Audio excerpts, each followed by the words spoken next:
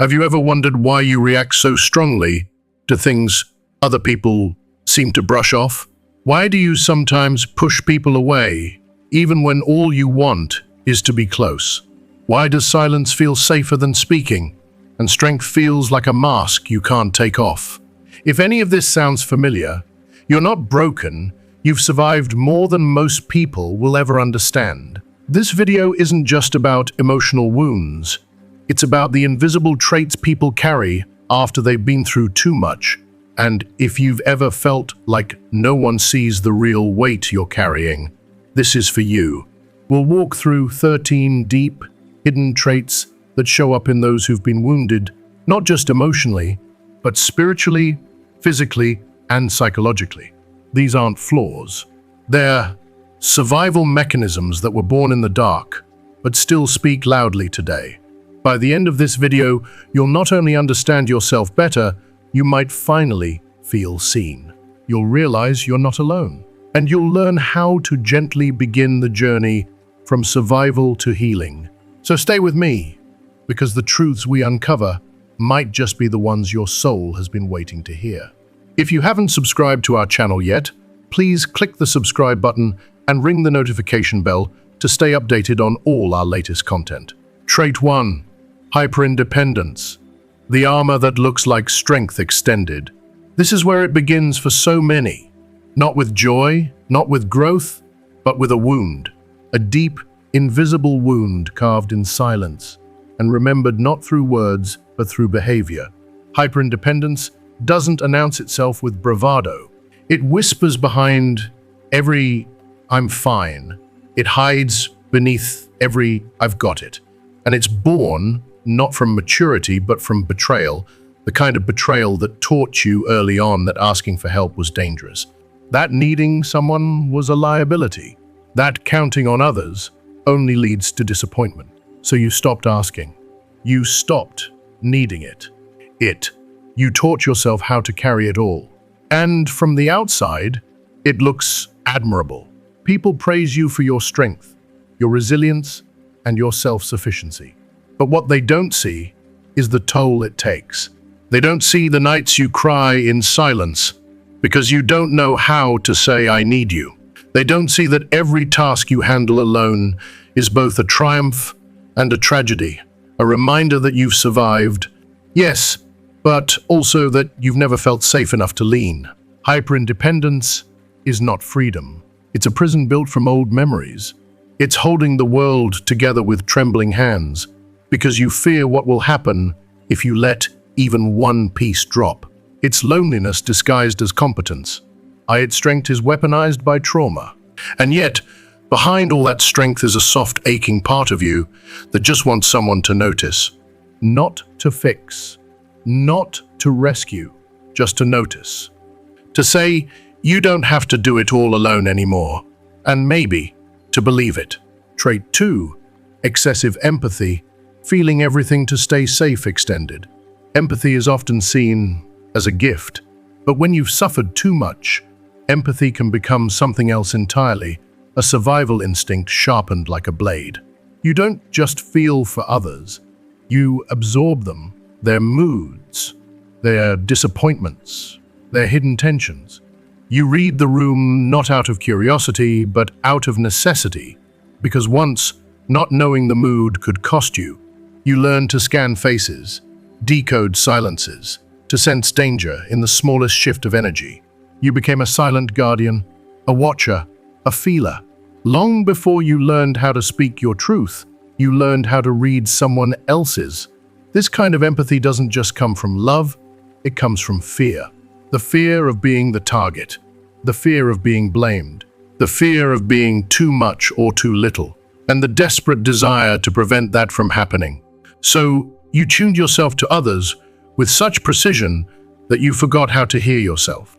You felt everything, but not for you. You became the one who holds space, but never asks for any. The one who's always listening, but doesn't feel heard. It's exhausting to be everyone's emotional sponge, to be the safe place for everyone else while feeling invisible in your own body. And sometimes you wonder, does anyone even see me? if I'm not being useful? This form of empathy, when unbalanced, becomes a way to disappear. You stop being a person. You become a mirror, reflecting everyone else's pain while burying your own. But your pain matters. Your needs matter. You were not put on this earth only to heal others. You deserve to be held, not just to be held. You deserve to be seen, not just to observe. You deserve empathy, not just to give it, but to receive it too. Because loving deeply should not mean losing yourself completely. There's room for you in your own heart. And maybe the greatest act of empathy now is to turn that kindness inward, to feel your own pain, to soothe your own wounds, and to finally ask, what do I need right now?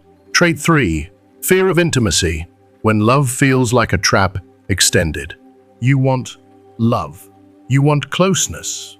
You want to rest your soul in the presence of someone who stays, not out of obligation, but because they choose to. But the moment someone gets too close, something in you tightens. Not because you don't care, but because you care too much. This fear isn't visible. It's quiet, subtle, but relentless. You start to overthink. You scan for shifts. You notice the delay in their reply, the change in tone, the pause in their affection. You brace for the impact before it ever arrives, even when there's no real sign of danger. Because once upon a time, love did hurt you. You let someone in, and they left. Or they stayed, but only conditionally. Or they made you feel seen, and then made you feel small, and your nervous system hasn't forgotten. Even if your conscious mind tries to tell you, it's safe now, your body remembers the day love stopped being soft. So now, closeness feels like a risk. Affection feels like a setup. And vulnerability? It feels like laying yourself bare on a battlefield, unarmed. You build walls, tall and wide. You let people in, but only so far. You give your laughter. You share your stories. But the deepest parts, the ones that ache and hope and long, those stay locked behind the last door. It's not that you don't want intimacy, it's that you want it so badly, it terrifies you. You want to love without flinching, to trust without questioning, to open without calculating the risk of being hurt. But love has become complicated. A part of you reaches forward while another part pulls back. And you live in this emotional tug of war, craving connection, fearing the cost. Even when someone is good to you, part of you waits for the shift. The moment they change, withdraw, disappoint. You call it caution.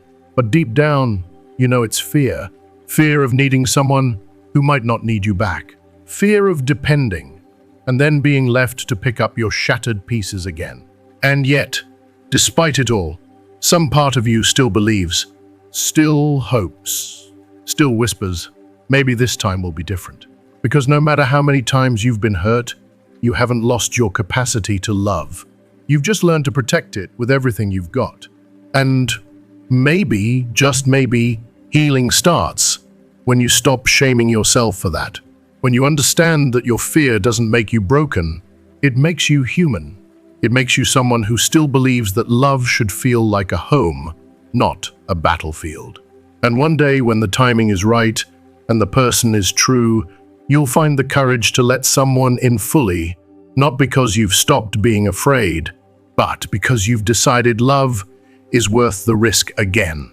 Trait 4, the strong one who breaks alone extended. You're the rock, the anchor, the steady hand when everyone else is drifting. People look to you when things fall apart, because you never do.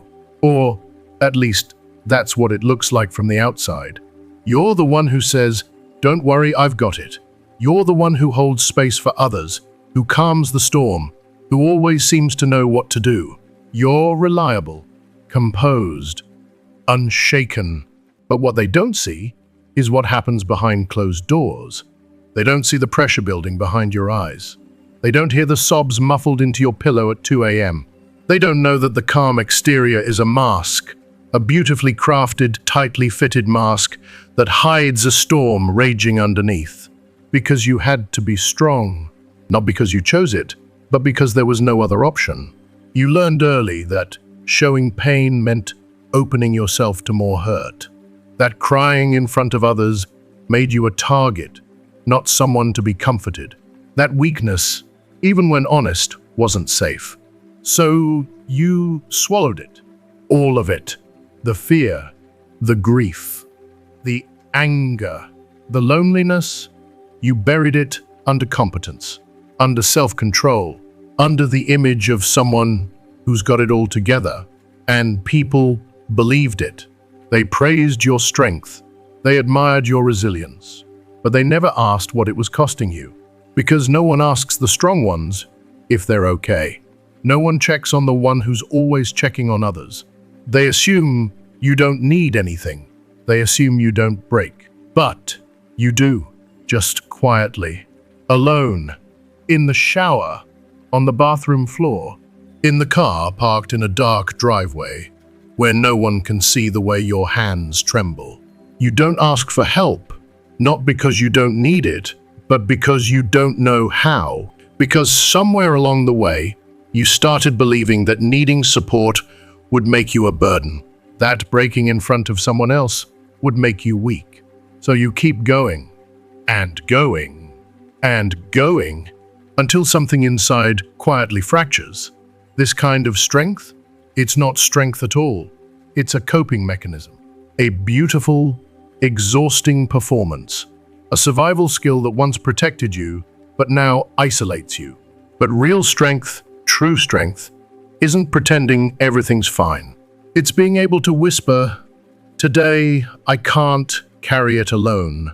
It's allowing someone in, even just a little, letting someone see the tears you've hidden for years, letting someone hold you without needing to explain why. One day, and maybe that day is closer than you think, someone will look at you and ask, "How heavy has it been?" And maybe, just maybe, for the first time in a long time, you'll exhale. You'll put the weight down, and you'll realize you were never meant to carry it all by yourself. Trait 5, sensory sensitivity. The body remembers extended. The lights are too bright. The crowd was so loud. The air in the room feels too heavy, even if no one else seems to notice. Your skin flinches at sounds others don't hear. Your breath shortens in spaces that others find perfectly ordinary. You walk into a room, and before your mind can catch up, your body has already decided something's not right here.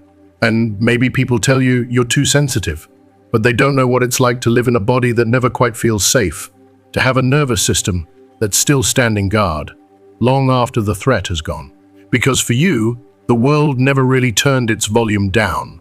Even when life seems calm, something inside is still bracing, still listening for footsteps, still waiting for something to break. This isn't drama. It isn't a weakness. It's memory, not in your mind, but in your muscles, your breath, your skin. Because trauma doesn't just live in stories. It lives in sensations. On the way, your heart races at sudden noises. In the way your shoulders tense at the sound of anger. In the way your body pulls back. Even when your mind tells you you're safe now. You didn't choose this hyper-awareness. It was shaped in moments when your safety was stolen. When danger didn't send a warning, it simply appeared. Loud, sudden, uncontrollable. And so, your body did the only thing it could. It learned to prepare, to be alert, to be ready, to never relax fully, just in case. You live with all the senses turned on, even in quiet rooms, even with gentle people, because you've learned that danger doesn't always look dangerous. Not at first. But here's the truth. No one tells you. Sensitivity is not a flaw. It's not an inconvenience. It's intelligence. It's your body remembering what your mind had to forget to survive.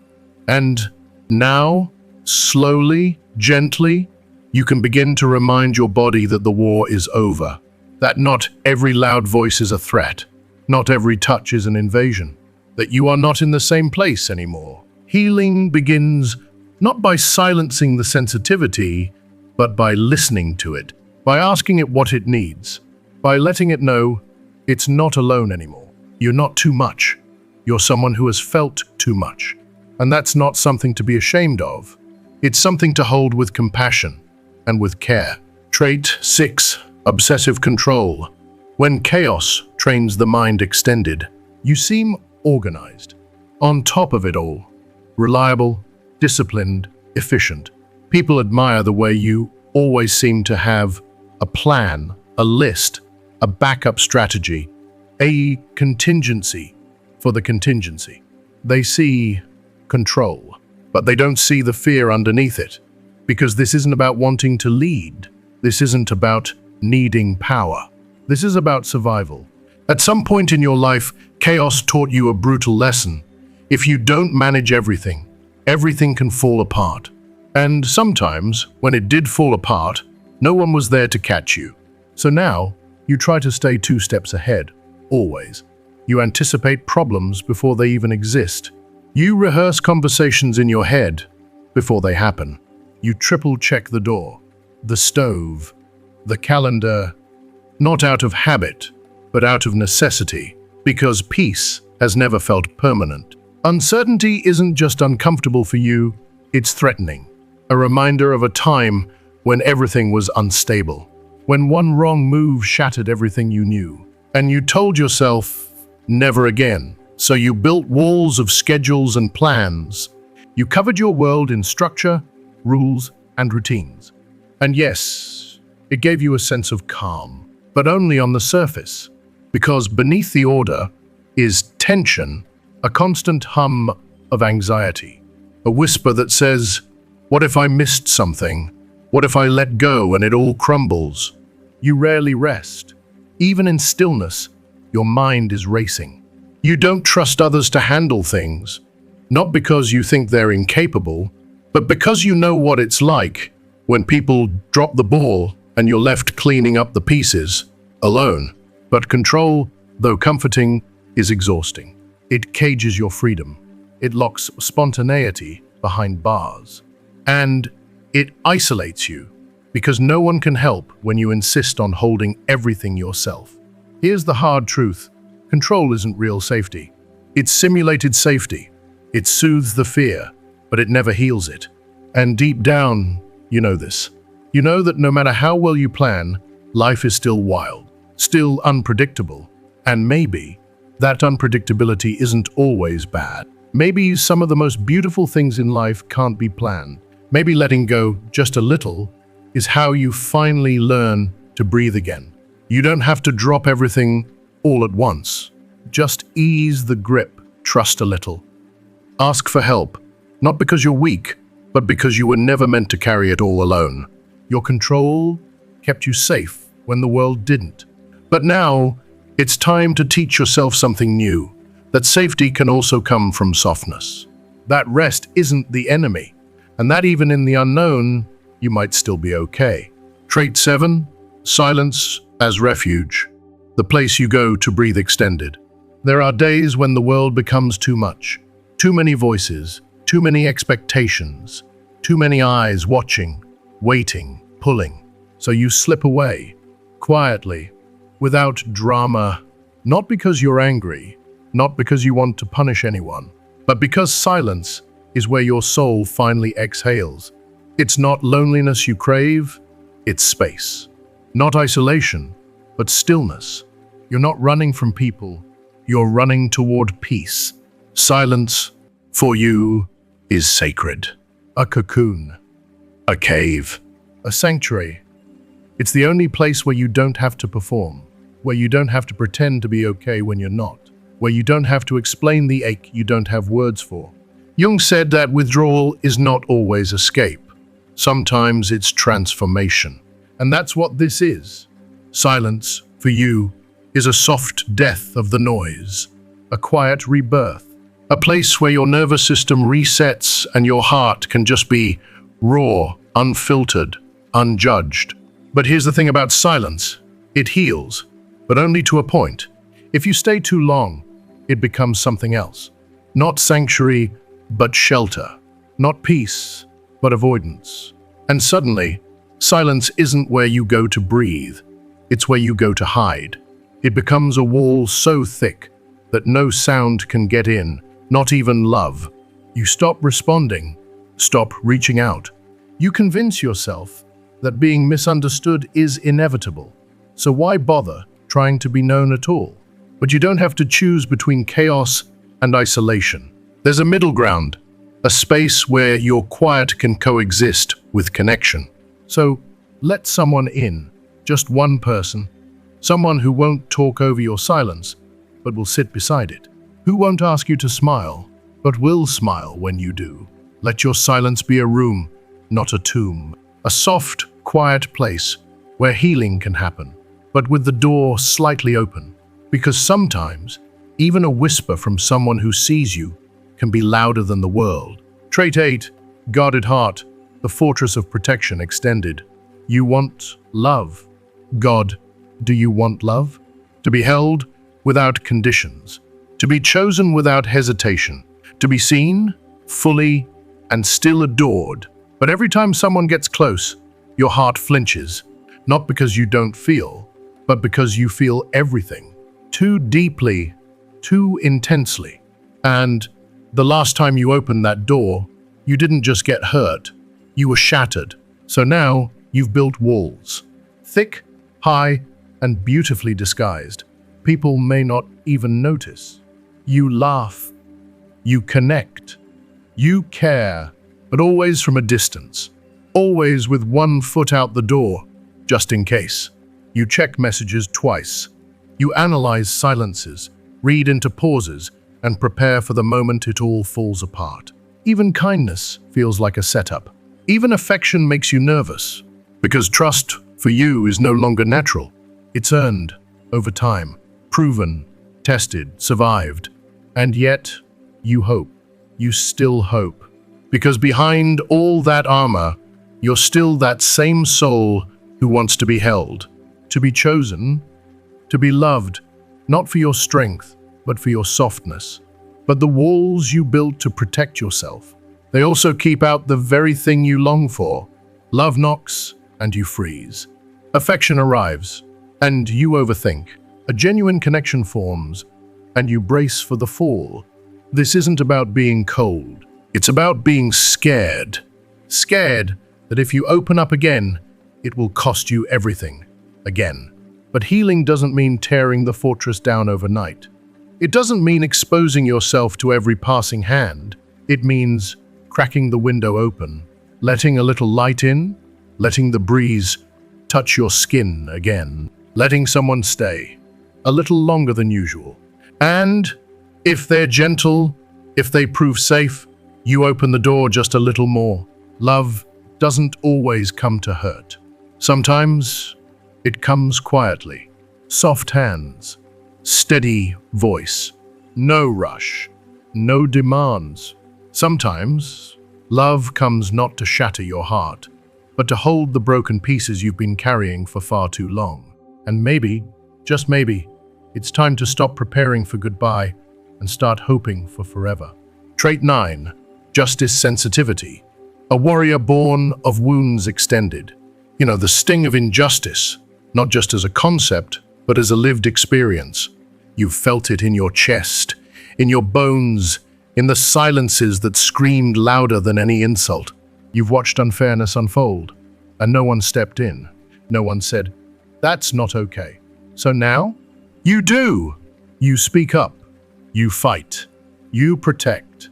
Not because you love confrontation, but because silence once cost you everything. You know what it's like to be the one left unprotected, to be the one who was told to stay quiet. So now, you refuse to be silent, not for yourself, and not for others. This fire inside you isn't aggression, it's memory. It's the voice of the child who couldn't scream, the teenager who couldn't leave, the adult who finally realized, if I don't stand up, no one will. And that fire burns with purpose. You advocate, you defend, you correct. Your soul cannot stand to see cruelty go unchallenged, because you've tasted its bitterness, and you swore you'd never be the one who looked away. But even warriors need softness. Even protectors need to pause and ask, Is this justice, or is this my pain reacting?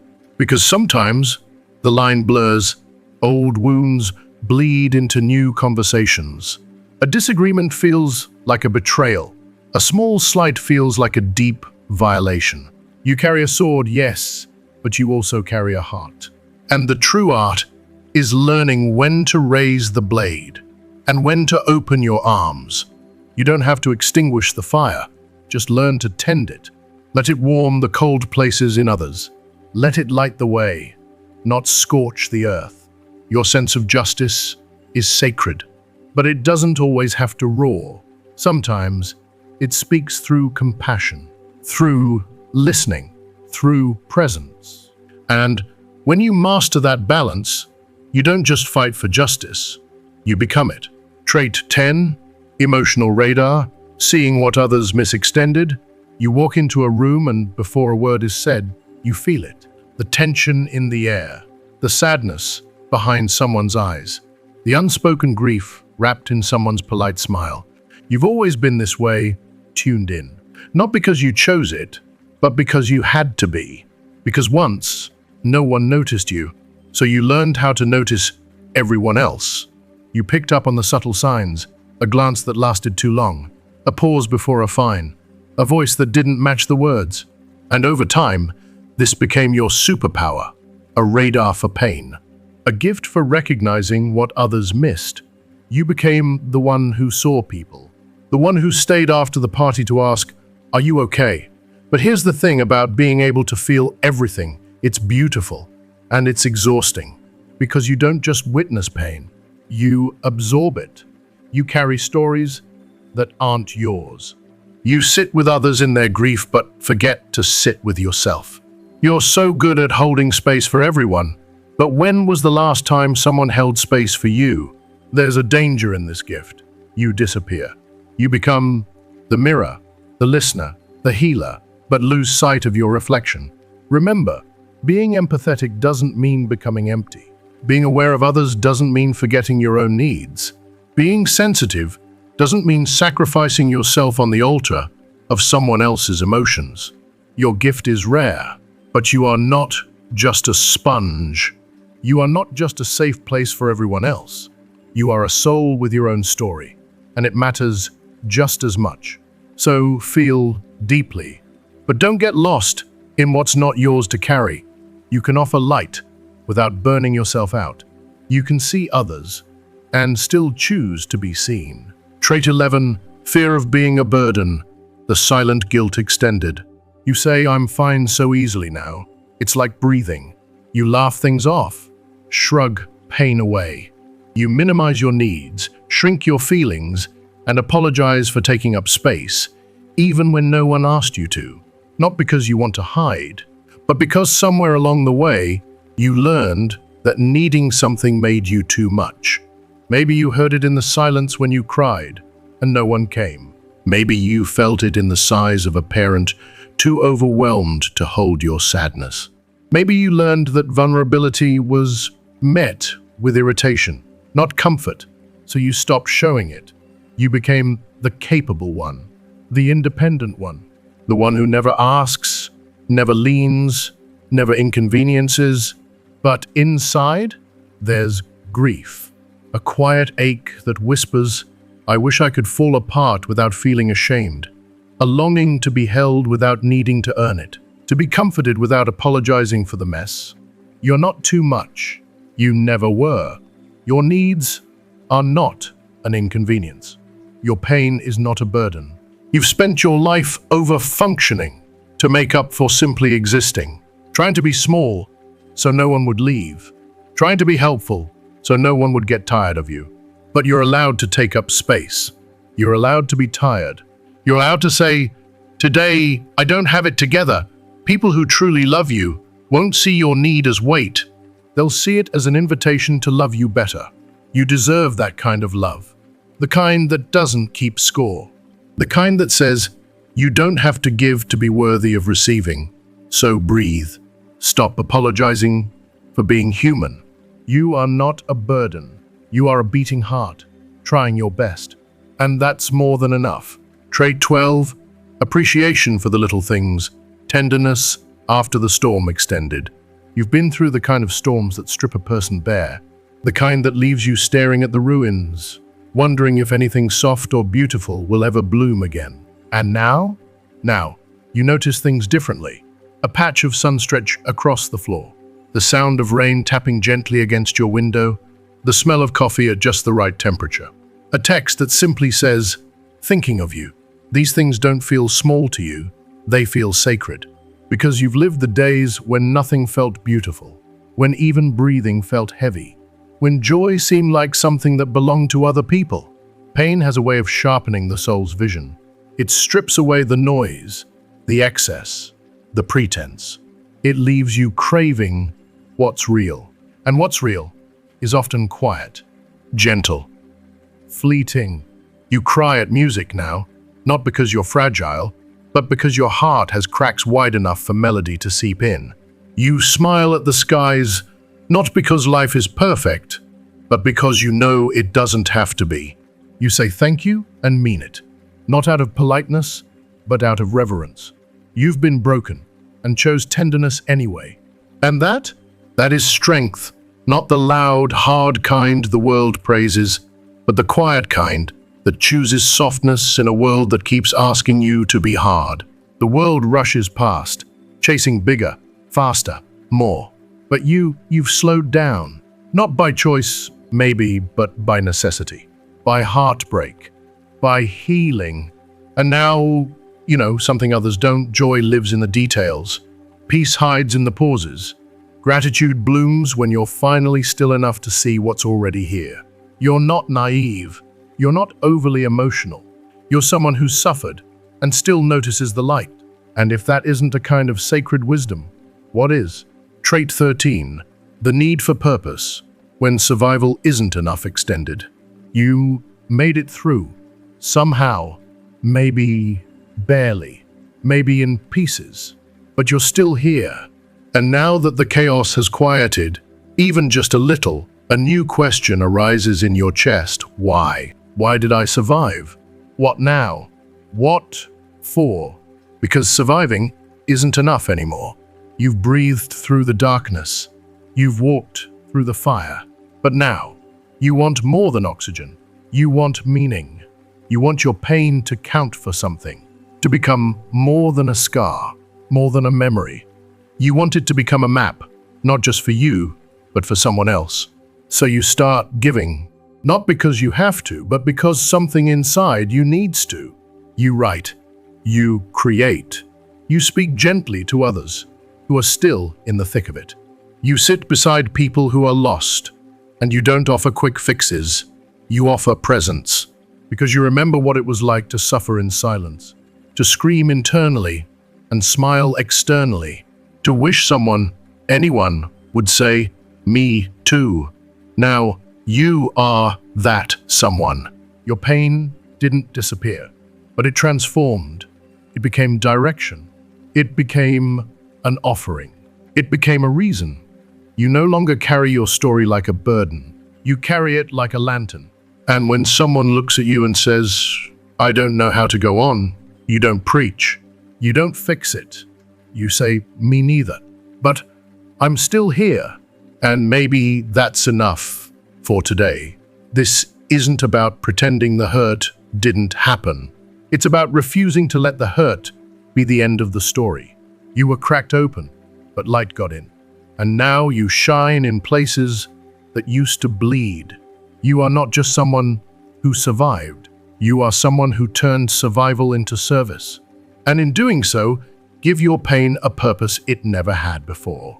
And that's how we heal, not just ourselves, but each other. Now that we've walked through these 13 traits, the silent scars, the hidden strengths, the quiet survival stories, let me ask you, what did you recognize in yourself?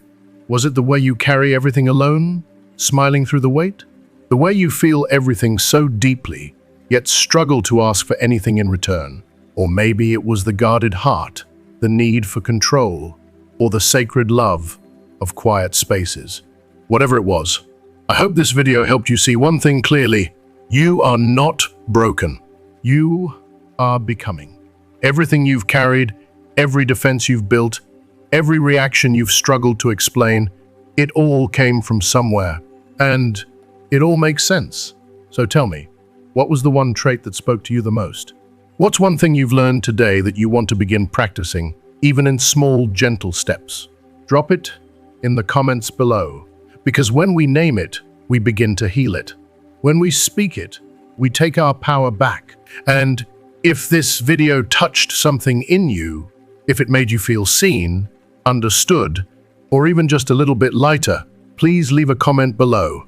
Don't forget to like, share it with someone who might need it. Subscribe to our YouTube channel for more videos that speak to the heart and help you grow in your own time, at your own pace. You're not alone in your healing. We're walking this path together. Until next time, take care of your soul. It's been carrying you for a long, long time.